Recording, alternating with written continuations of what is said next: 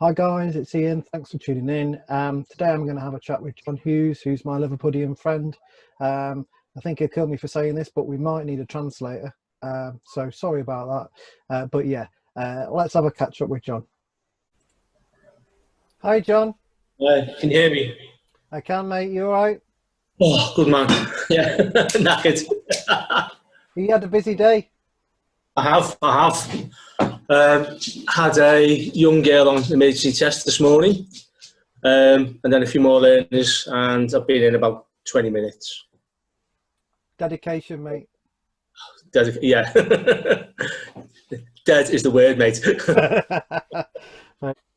Okay, John. Well, thanks very much for agreeing to speak to me. And you sort of decided at short notice you'd have a chat with us. So I have loads of questions for you. Where do you want to start? What do you want to talk about? Where do you want me to start? Well, At it the might beginning? be, yeah, that might be good, mightn't it? Because you've got quite an interesting story into becoming an ADI, haven't you? Have I? I don't know. Yeah, I don't know. Oh, the dog's crying. Come here, Trav. Yeah. Yeah, okay. My life history then. I actually worked for family in pubs and clubs from when I was about 14. And then when I left school with very little qualifications, I joined a YTS scheme as a trainee chauffeur. And that's where I got the driving bug, driving all sorts of nice cars. The company paid for my driving lessons. And when I was learning to drive, I thought, I could do this. I quite fancy this. So 4 years later, when I was 21, I went back to see the guy who taught me to drive, and he trained me. So I applied in 1986 to go on the register as a, part one, part two, and I qualified in very early 1987. So how old were you then? 22. So you were very young ADI, really. I think at one point I was probably the youngest in Liverpool. And then I always thought just teaching learners isn't the be all and end all of driver training. And I went away and I did, I got my bus licence, I did the City and Guilds teaching certificate, a couple of advanced qualifications.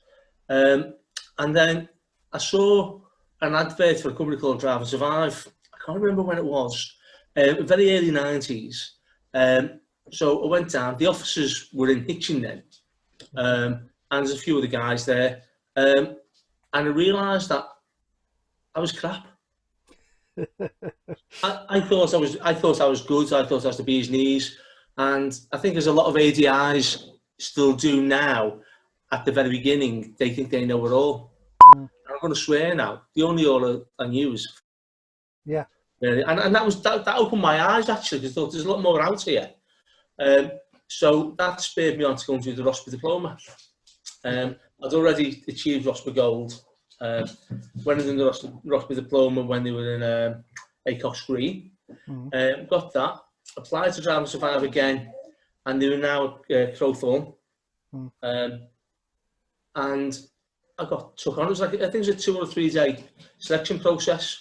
And obviously we all know Andy Neal, Mark Edwards, a guy called Rick Wood was there. Who else? A guy called Scott Lemaitre. There's a good gang of guys. Simon Elstow were all there. I got taken on. And to be fair, from being taken on, I got basically battered with work.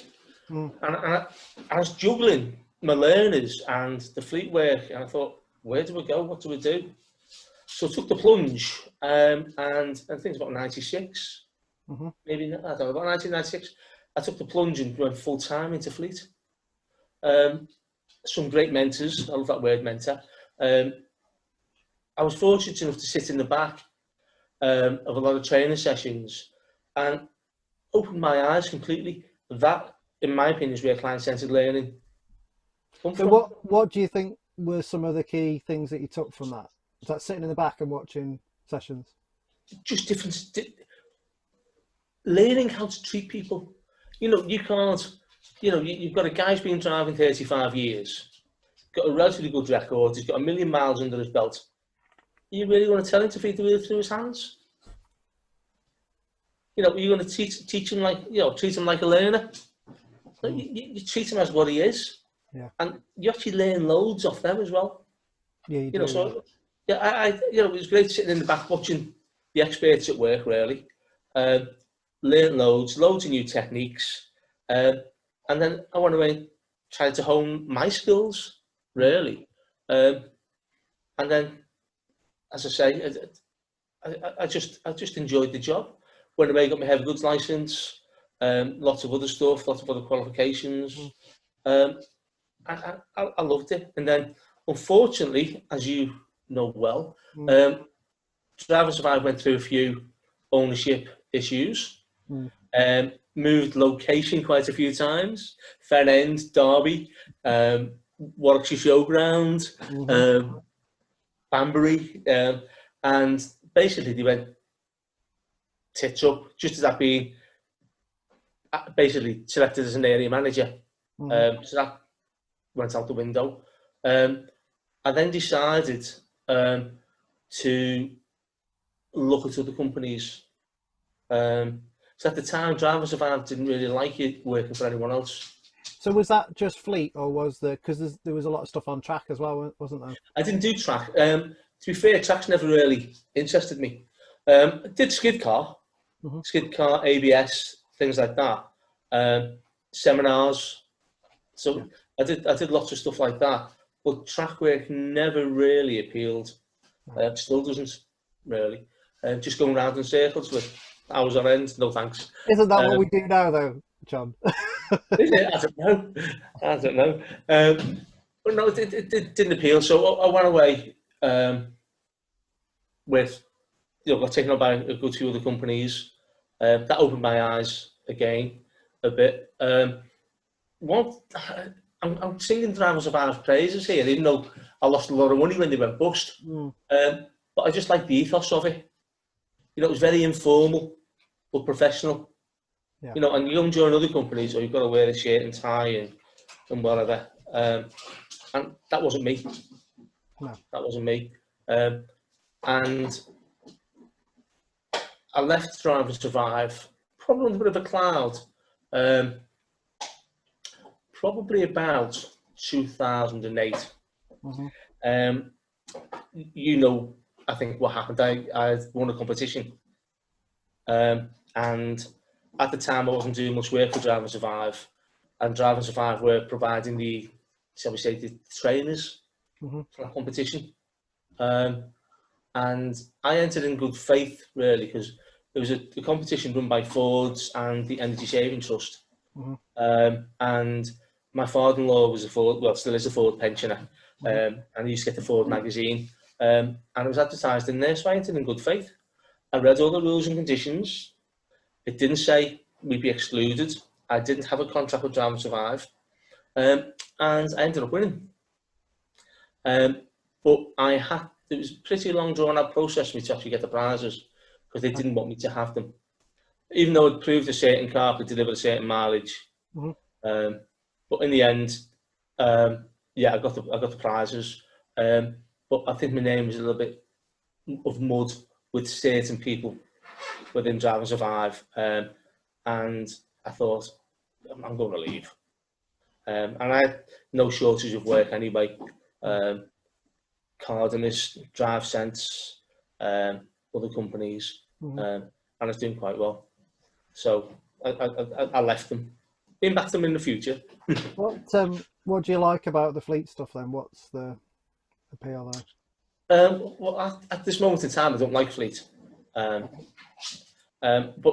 I did enjoy it, because I wouldn't have done it for 20 odd years if I didn't. I enjoyed the diversity, the people you met, the things that you learned. I got my heavy goods license, so I do training in buses, in trucks, did event work with yourself. Lots of different. It's not just like learners going around test routes. I go going all over the country, days on end. And I was young, I was keen, and I really enjoyed it. Money wasn't particularly good, still isn't. But yeah, it opens your eyes into dealing with people and dealing with different situations. So do you think, because you've gone back to doing provisional license holder work now, and I Yeah. know you love it, do you think that that experience is useful day to day? Which the fleet. Yeah. Yeah, as I say, this, you know the story about me going back to learners, Mm. but I actually think all the skills, particularly the coaching skills, word coaching, all those skills I'm using now, I picked up from Fleet, how to talk to people, how to make them feel relaxed, how to get them across. Um, and yeah, I think it works really, really well now. Just a quick story how I got back into teaching learners. My son was he's actually just 20 yesterday, actually, my son. So just Happy over 3 years ago, um, I downsized my car, bought a Focus with some jewels in, purely simply for the purpose of teaching him. mm-hmm. But then his friends were saying, "Oh, John, can you teach me?" And I honestly thought, "Can I still do this?" Mm. I didn't think I could go out and teach a learner again. I was going to use my son as a guinea pig. Mm-hmm. I didn't. I used his mates as a guinea pig. And I went out and I thought, I really enjoy this and I can do this and I've got a really good pass rate.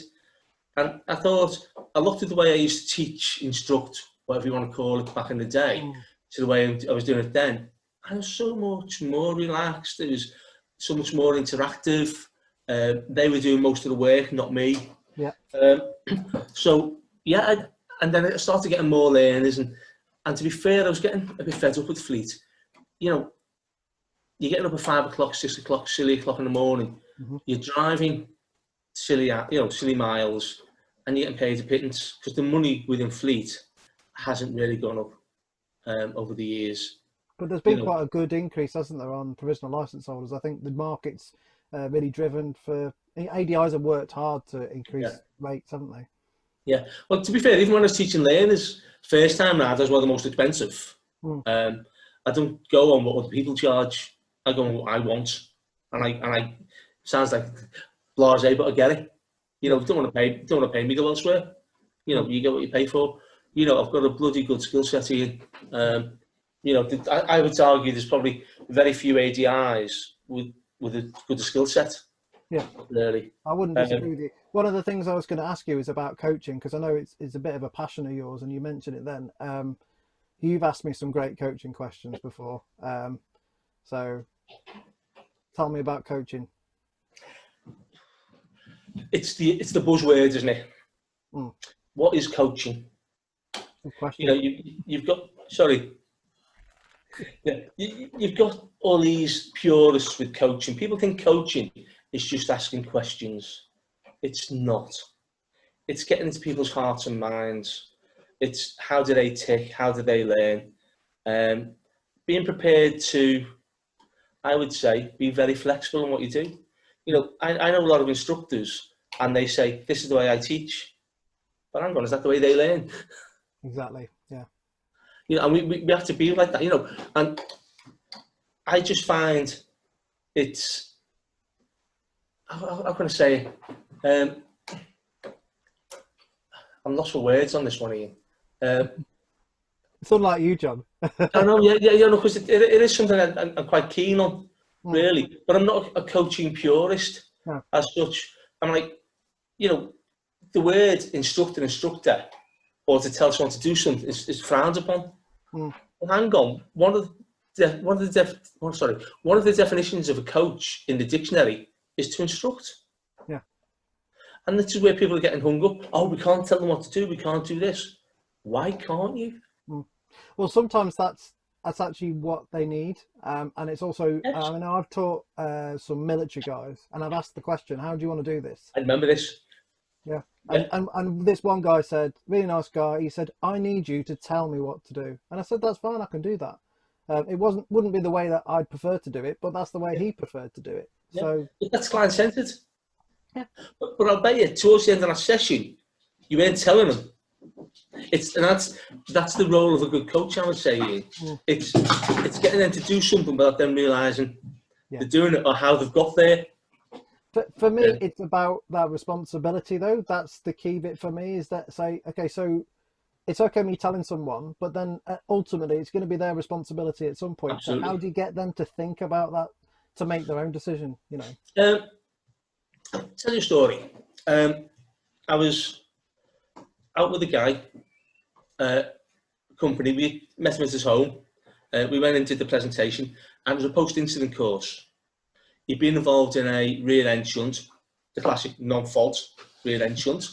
So of course it wasn't his fault. Okay, so we got into the discussion, and I said, well, if you could take yourself back to that situation 10 seconds before the actual impact, what would you do? What could you have done differently? Oh, I don't know. I said, well, could you have moved forwards?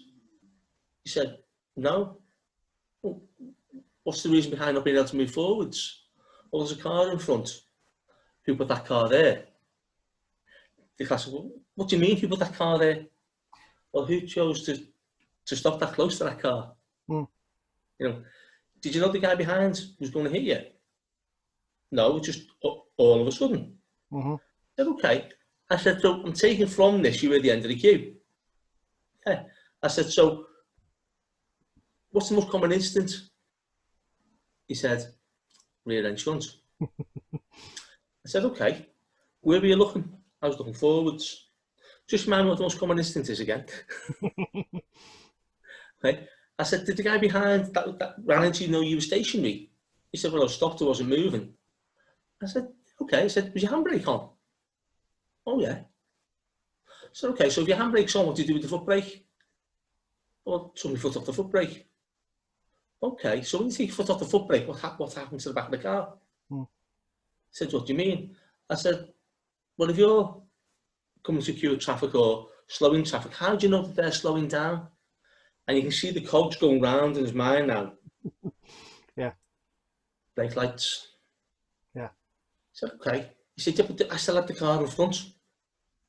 I said, yeah, so if you're coming to be the end of the queue, where are you going to put yourself next time? Mm. And he's now coming round to, well, actually, fault's not an issue. Because we're actually going to think really, really long and hard about it was, he had 2 baby seats in the back of the car. Mm. I said, where did the kid sit? And you just see his whole demeanour changing. Boom. Yeah. I had him. I had him. From him being, it wasn't my fault, nothing I can do, and what a great session we had. Mm. And he decided, you know, I wasn't really giving him any instruction on that. Yeah. I was just saying, you know, what's happening up ahead? Mm. What do you think you're going to do? And then we brought in the let's try and get the vehicle moving scenario. Mm-hmm. You Absolutely. know, and yeah, and he bought into that. I would say within half an hour of going on road, he was well into it. Mm. And you know, but that's very rare, really. You know, yourself, you can get some awkward buggers. But Yeah, I think the problem for me is I don't think we train drivers or driver trainers to actually avoid collisions. you're right, because particularly in the learner market, we're teaching them to pass the test. Mm. Yeah. You know, or are we? Or are we teaching them to drive? Well, should it be a skill for life and all that? But in reality, the market is sort of demanded, isn't it, that it's a test pass. That's the objective. Yeah, I would say it's changed because since first time rounds are coming back, there's a lot more openness, a lot more social media, and we have access to documents now. You know, Mm. I'm still taking people out. My dad says I've got to feed the wheel through my hands. Why? Mm. You know, providing it goes where it's meant to go under control, not a problem. You know, don't have a hang up about feeding the wheel through your hands. And then it comes down to what did we used to do with traffic lights? When we come to red light, what were we told to do? Handbrake, neutral, give your feet a rest. Well, if you give your feet a rest, what are you doing to your brain? You're giving your brain a rest and looking forward for the light to change. Let's go back to what I asked earlier. What's the most common instance? Where's it going to happen? Yeah. What can we do to do that? So coming back to learners now, very rarely my learners put the handbrake on Yeah, or the absolutely. foot brake. And we talk about it, you know, what's the benefit of having the foot brake on? Mm-hmm. Brake lights on, are you visible? You know, and they do have the space in front. So what I've learned in fleet is, for me, transferring over into teaching learners. But again, there's loads of other added benefits to that, aren't there? So if you're getting them to back off early and keep the vehicle moving, no, yeah, they're learning to drive more efficiently as well. They're yes, avoiding rear end shunts. They're planning ahead, looking further ahead. absolutely. There's going to be a bit of noise now. My wife's going to come in with my daughter. All right. Yeah, Oh, yeah, yeah. And the dog's going to go wild. Yeah, yeah. Do you know what? It's my phrase is like, obviously I've mentored people coming into the fleet industry. I do. Obviously, I think you know more ORDIT now. mhm. I've delivered train the trainer for the Energy Saving Trust for probably about 10 years, Yeah. developing ADIs. And the biggest thing for me is space. Space is king. You know what I mean? Never have accidents if you've got space. Well, you know that's a passion of mine, John. I know. I I'm know. probably a bit anal about Yeah, space. Let's say space is king. Mayhem's going to start. that. That's all right, John. We're Yeah, used to it. yeah. So, yeah, I think particularly back in the day, the older fleet changed like Ian. I know Mhm. you've done one of these with Ian. The other guys you'll come across, that being long in the tooth, old style fleet trainers. Um, you know, we are. I think we are a different breed. Yeah.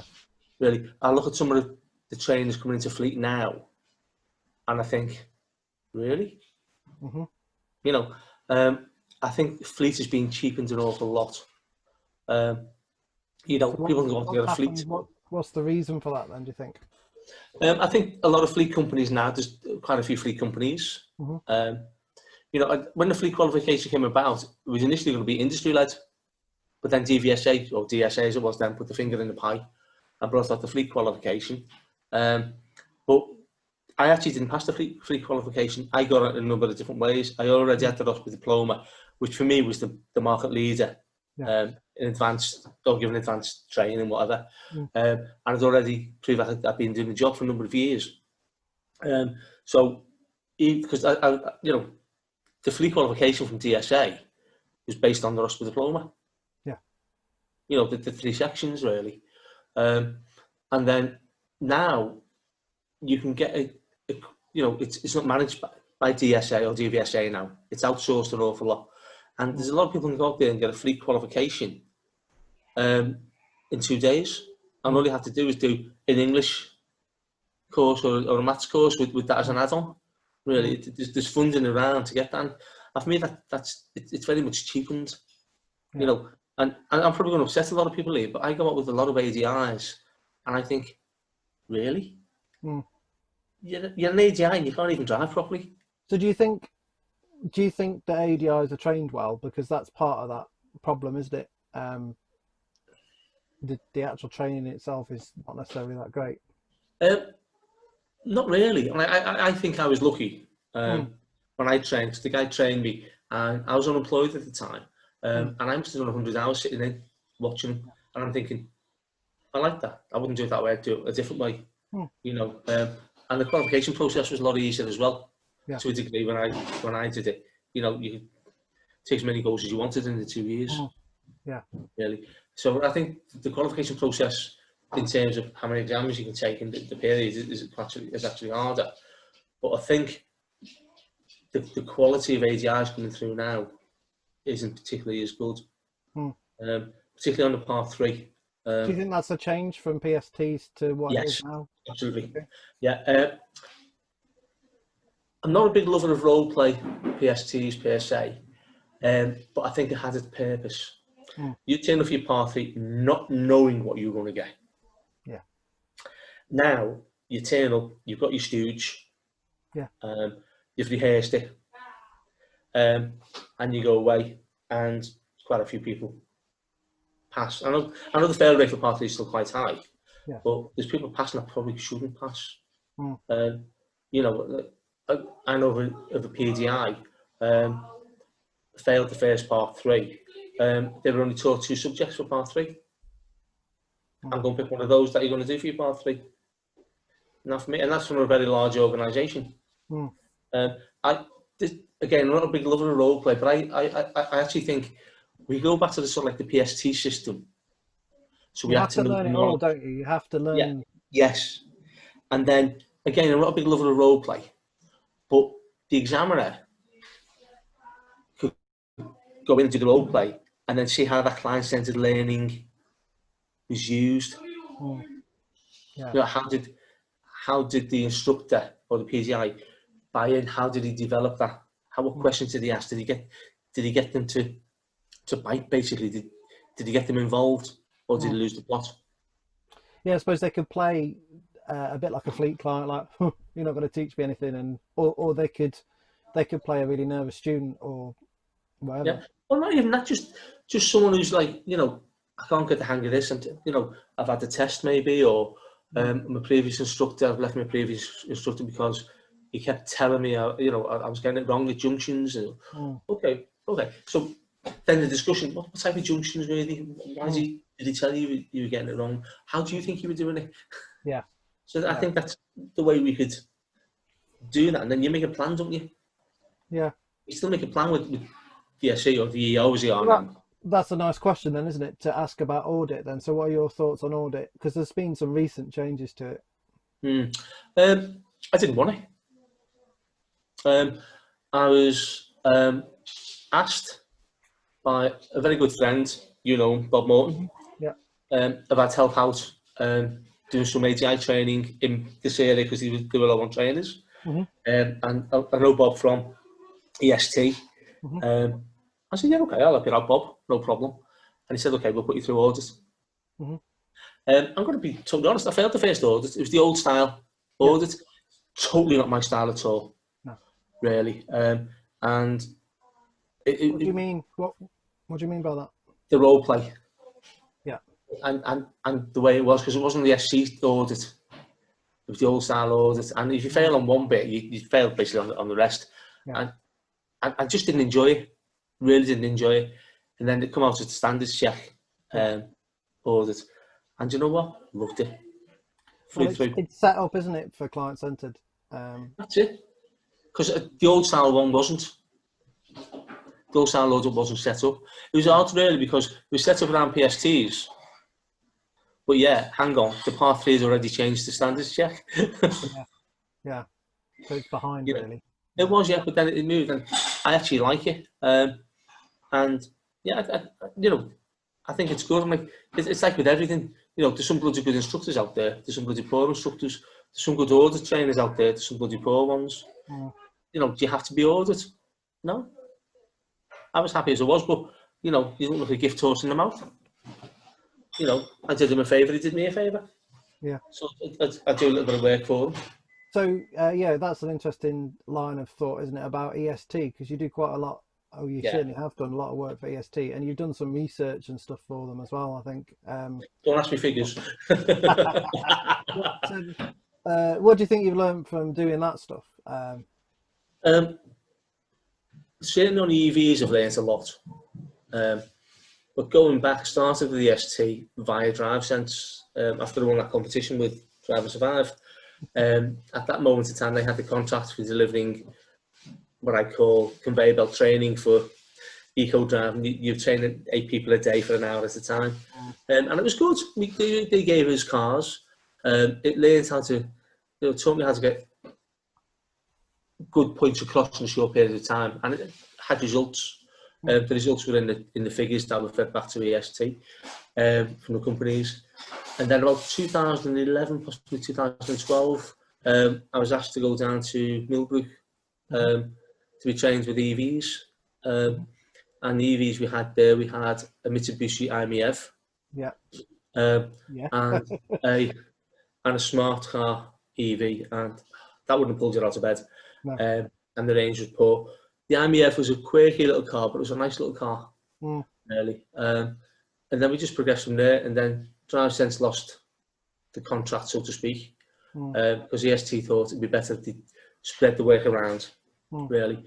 So Bob Sainer asked me to come on board as one of the trainers, as a trainer, which he did, and done an awful lot of work with, say, training the trainers, but also as well with EVs, particularly the last 4 years or so, the EV market's taken off.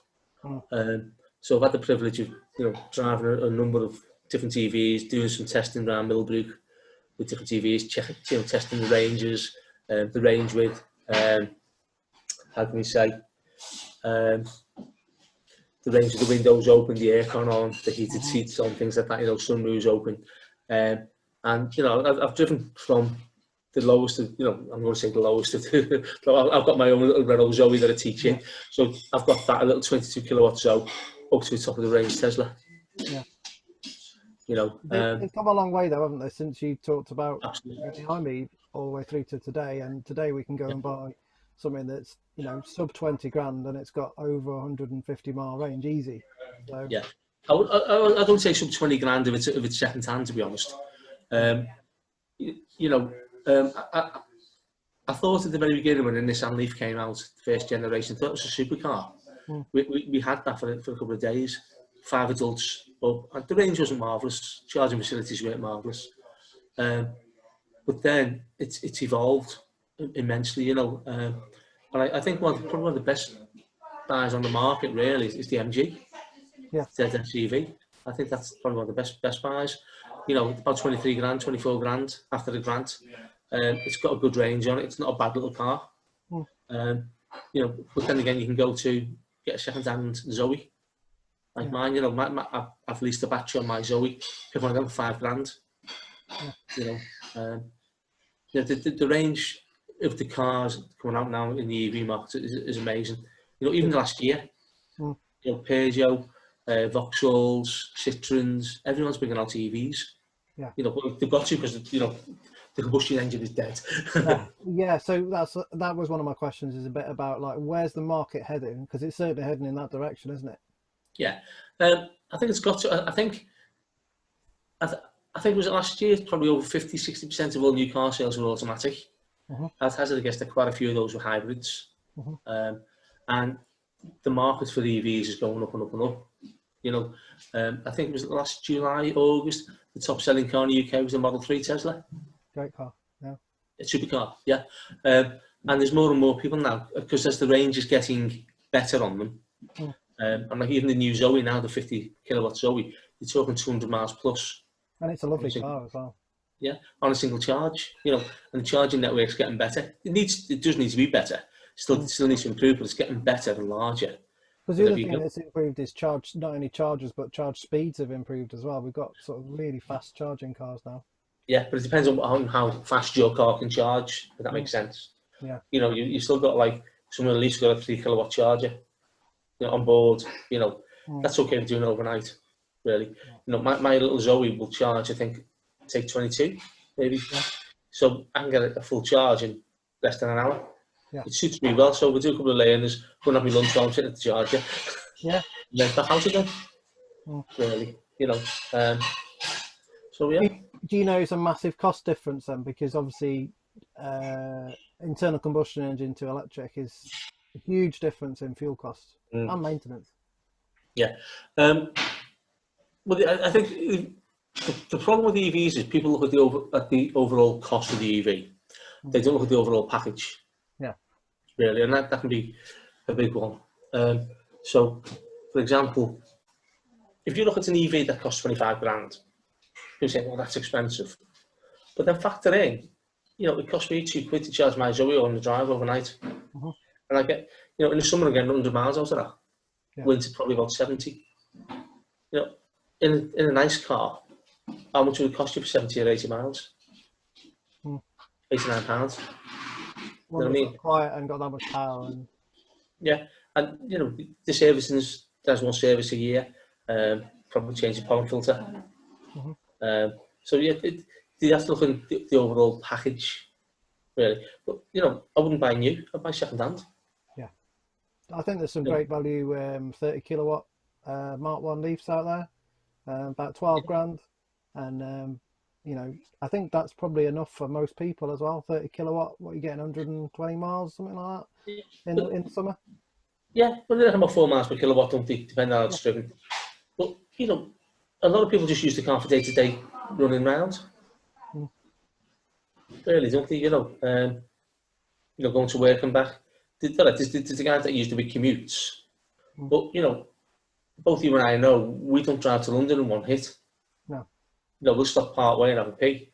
Yeah. and a coffee. So, an example, I had the Tesla, and I stopped at Stafford Services because our next job was in Stafford. I think it's about 22 miles left on the range.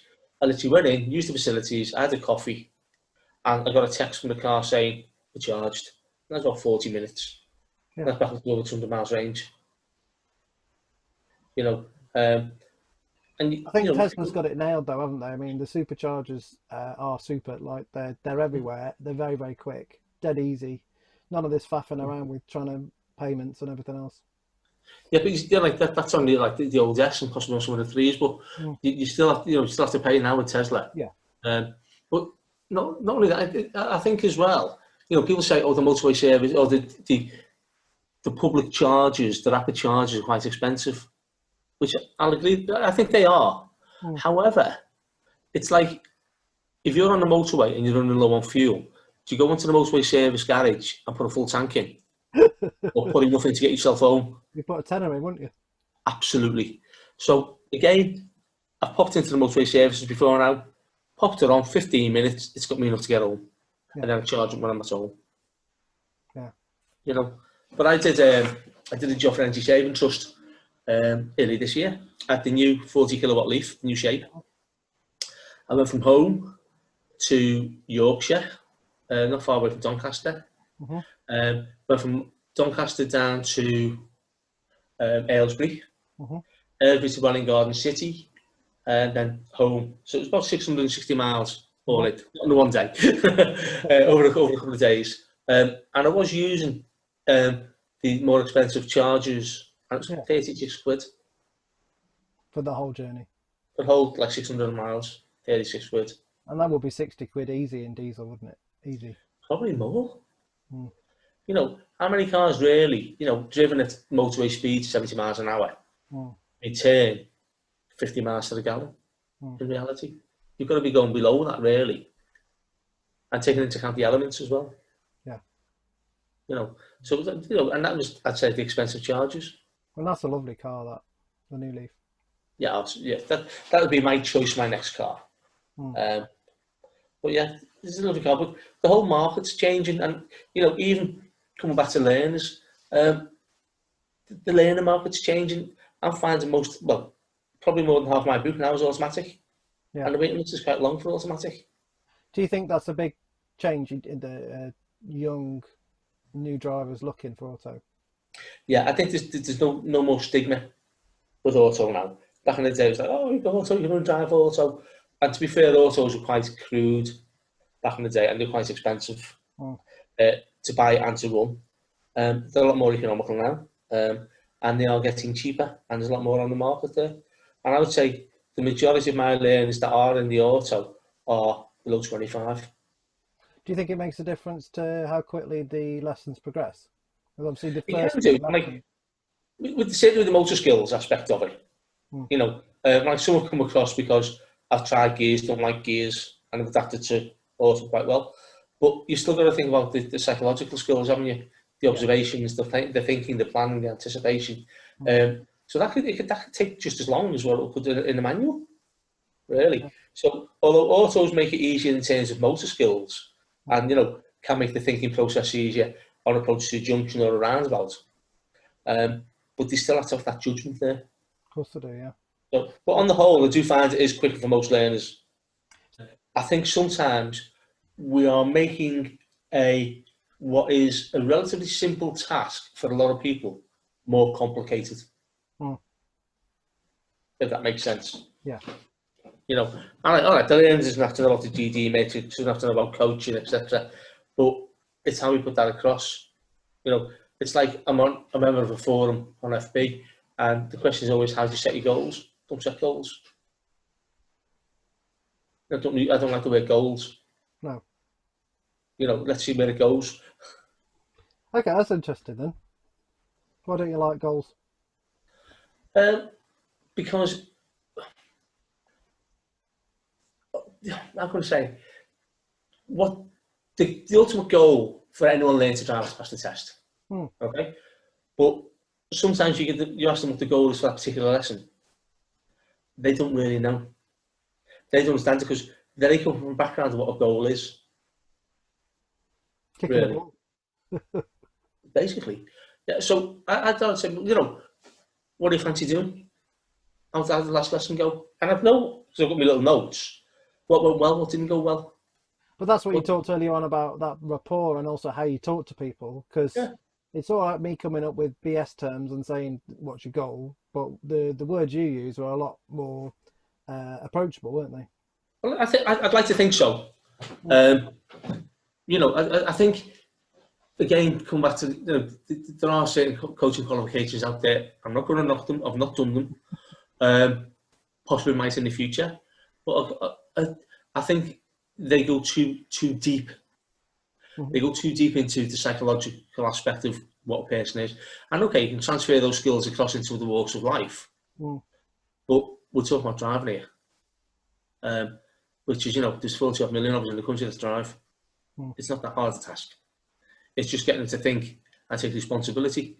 But it's very, very hard teaching a 17-year-old responsibility Yeah. when he's had to take responsibility for the previous 17 years of his life.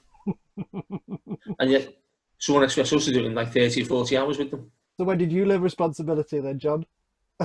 Honestly, um, listen, if I look back to when I passed my test, I think, how am I still here? I was a dick. I was a complete and utter dick in a car. But I always thought I wanted to become a driving instructor. And then that's when I started learning responsibility. Mm. Because my goal was to become an instructor. There you go. And I started taking it, but then I started, you take responsibility, learn responsibility every day, don't you? Push to. It's not, it's not just, you've done it, I've done it now. It's an ongoing process. Every day is a new day. Do you think that new drivers see it that way though? Like, do they see it as a, "Oh, I've done it now and that's it," or do they Yes. see it as an ongoing? Mm. I think it depends on how you get the learner to buy in, really, into buy into what you're trying to get across. Again, it comes down to the client-centered learning aspect of it. Mm. Um, it's how do we get them to take responsibility, Mm. really? You know, I'll give you again an example, and this is like blowing smoke up my arse, this. Mm. Um, Not like you, I, John. yeah, I couldn't reach anyway in. Yeah, but no, I was asked by an AGI in the area if I would give us some help for an SC. Mm. I said, okay. Told her the way I like to do it. I'd sit in the back, observe the lesson, maybe come in if I had to come in. And everything was tell. And the lesson was a little bit beyond what the learner was. And we stopped, we had a chat, and I included the learner in this, you know, but the learner's okay. Yeah. And I said, would you mind if I done 10 minutes just to put a different track on it? Oh yeah, okay.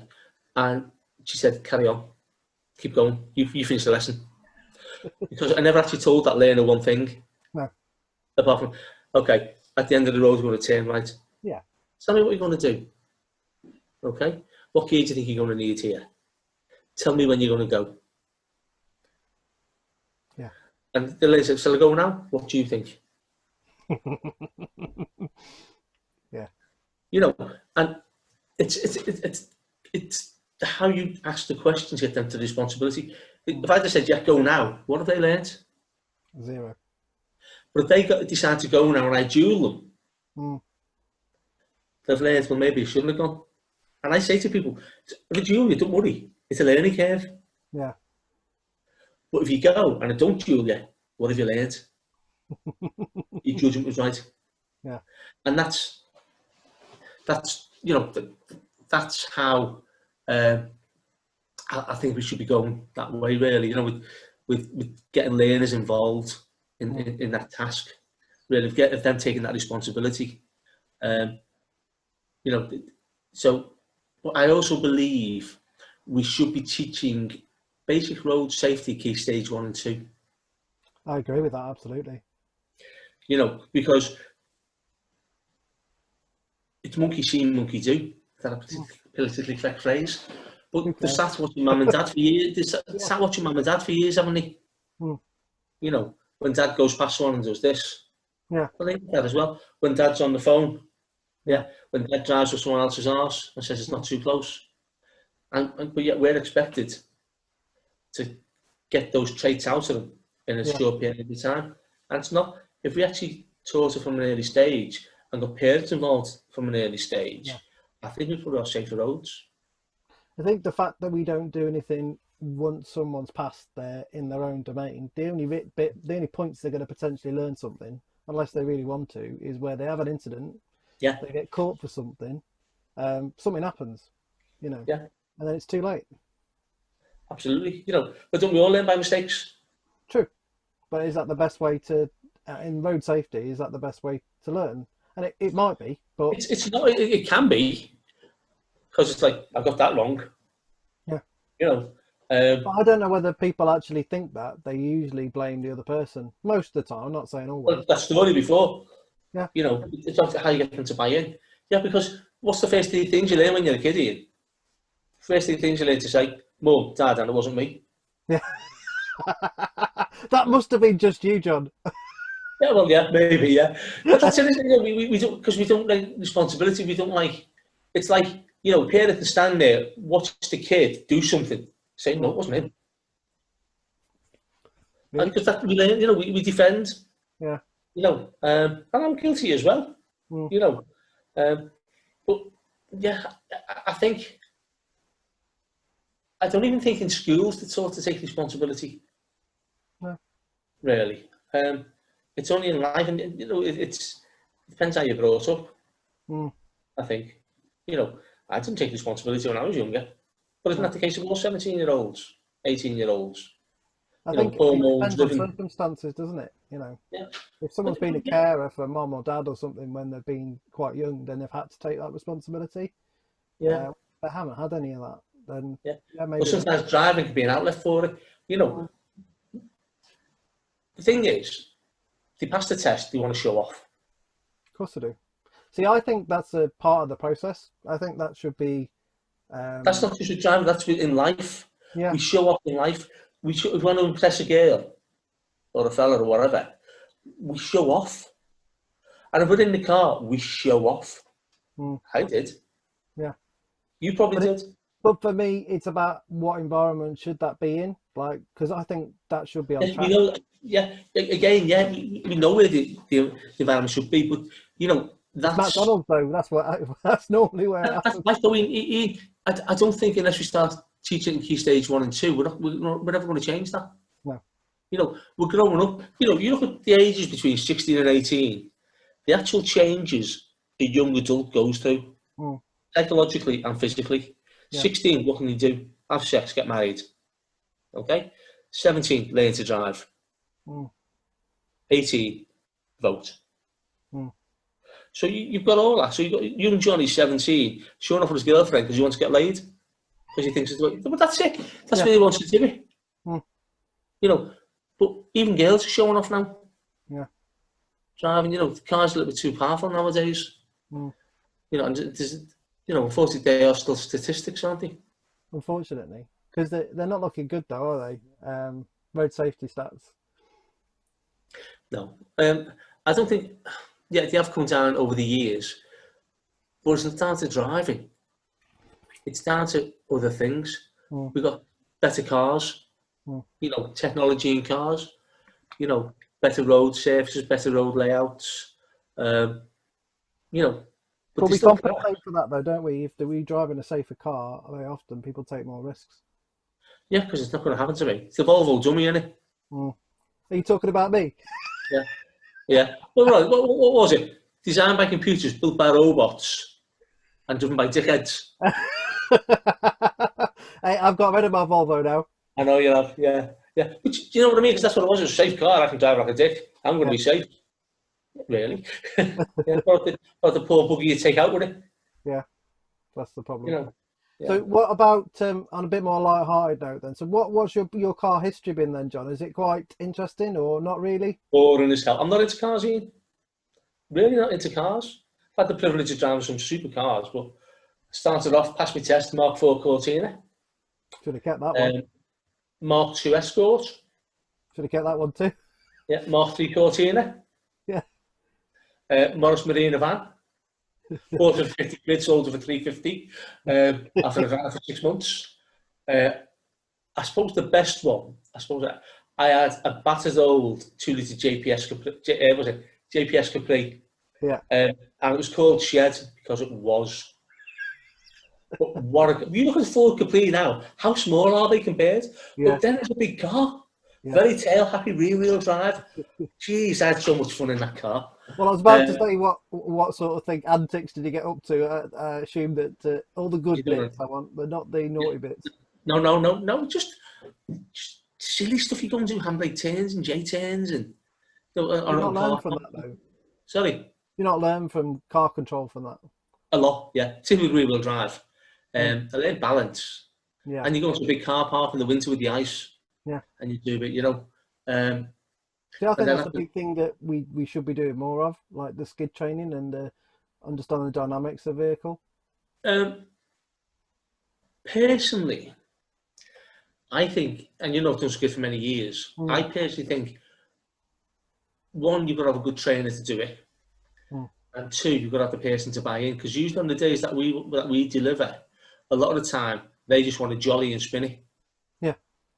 really. And I've seen some trainers down at Donny, and they've come round broadsides, with people in the car, and I think they're not learning anything from that. No. My approach is always nice and gentle, get them going round figure of eight, jack the back up a little bit, Mm. and they'd be losing it. But then towards the end, they'd be dancing. Yeah. Very delicate control, balance, a bit of acceleration, acceleration sense. Yeah. And I think they got more out of it than that. But ultimately, I Having the think control, isn't it, under those circumstances? And as you just said, it's it's entertaining. really It's the fine feel. control It's the and feel. feel. But I do think with skids, I do think skids quite an important thing. But I think a lot of people just see it as a jolly, Mm. unless they went and did a few sessions. I think the people actually got more out of the ABS training. Yeah. They can avoid steer, recover. Mm. I love that much better. Because that actually did show you what a car did. But not many people know how to do it. That's the silly thing. I mean, how long have we had ABS on cars? It's been Yeah, 20 odd years. Yeah.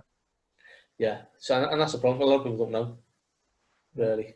But yeah, car history after the Capri. I come out of work, sold my cars, didn't have any money.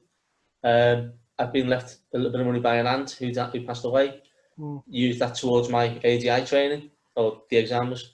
Mm-hmm. And then I had a little mini clubman, Nice. and I sold that to Damn pay it, for you could have kept that one.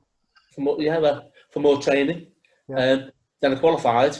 Then I had a Fiesta, a couple of Escorts, a couple of Fiestas. Then I moved into fleet, a couple of Mondeos, a couple of Galaxies, Citroen Boogie Bus, the Citroen C4, Picasso. That was an armchair on wheels. That was a nice car. And then, as I say, I've traded down. I've got a Focus, a little Renault Zoe. So I've never really been I've been more of a practical person, really. Yeah. Dream car, I don't know. I just like a comfortable car, really. I suppose I would like a Tesla. Yeah. Really. But you know what? I'm looking at TVs. The new Nissan Leaf TV down to the ground. Yeah. Would you 60 have kilowatt. I was going to say, you had the big battery. Yeah. But it depends on what I wanted to do, to be honest. Mm. People going about range. I know they do start to work and back 10 miles each way. What do you need range for? Mm. And to be fair, the 40 kilowatt hour is what, does 170 miles range approximately? So yeah, it depends on how it's driven. Mm. Yeah, so yeah, I'm not really a car person. I think I've had practical cars throughout the years, but I've had, we've driven some nice cars in this job. But yeah, that's me really. What did you do? Just going back to the chauffeuring thing then. So who were you carting about then when you were chauffeuring? What was the? Right, it was for a large insurance company in Liverpool, and it was the execs, managing directors. They had chauffeurs there, and people had company cars really. All it was a glorified car washer, car valeter. But I did actually, but once I started learning to drive, if there was a car to go and pick up somewhere, 2 chauffeurs would go, and I'd drive. Mm.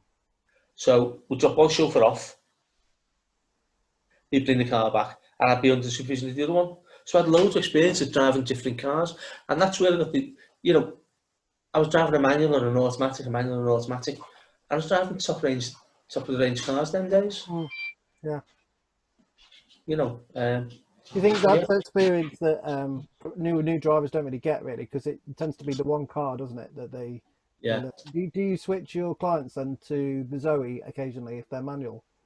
Yeah, because sometimes what I do is if I've just finished a lesson in, let's say, the Zoe, and my next lesson is in a manual, if I'm driving past that person's house or college or whatever, but yeah, most of them I like to have a little go. Yeah, so. Good stuff, mate. The last question, I'll leave you on this question then. So, Okay. what about the future then? Where do you think is the future for road safety or the industry? Where's it going? In terms of cars, the cars are going to get safer, the roads are going to get different. I don't think we're really going to change driver behaviour for many, many years. No. That's my personal view. I say we've got to start it early on. Key stage 1, key stage 2, moving on. I'm not a lover of testing, but I think ongoing training and development would be quite good. I know we have all these speed awareness courses and drink drive courses, and to be honest, most people treat them like a joke. I paid 60 quid to get my points. I just lost half a day of my life. And I think it just needs to be done differently, really. So. What would you change? In starting early is what you think is the option? I think so, yeah. I think so, and I think more education, but proper education. I remember, speed awareness courses, you used to go out with an ADI. What's the speed here? Keep your speed down. I'm thinking, they're not going to pick anything good from that. Let's talk about the fleet. Yeah. The benefits, the consequences, what can you do differently? AST stuff. Do you know what? Going slow will get you there faster. Yeah. I love that. Yeah, it's average speed, isn't it? It's not. Yeah. Well, don't you have to red light quicker than everyone else, and you're waiting longer. Yeah. Well, it's timing, isn't it? It's all about timing. Achievement, mate. Yeah. That's it. So I think we need to educate, and I think we're going to be putting eco into part 2 training soon. So hopefully we get eco into part 2 training, and we talk about those techniques.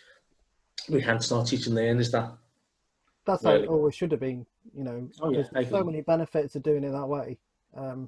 Makes a lot of sense. But that's it. Yeah, I don't think we need to change the whole mindset. But it's again, people think they're great drivers, don't they? I did. I thought it was. Yeah. I am now. Getting there.